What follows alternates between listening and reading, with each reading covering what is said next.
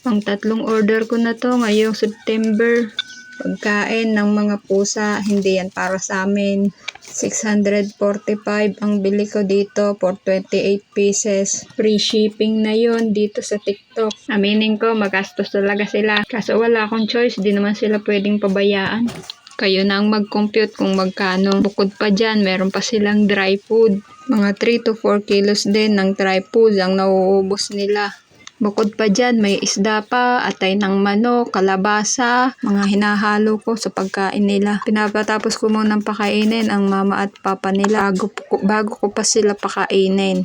Kaya sila nakakulong kasi ang gugulo pag nagpe-prepare ako ng pagkain. Tapos pakakawalan ko lang sila pag okay na.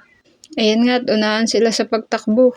Nakakatuwa naman kasi pag nauubos nila ang pagkain nila. Oo nga pala, open sila for rehoming, just PM me. O siya, yan na muna. Bye-bye! Lagi ng paligsahan ng pagtakbo.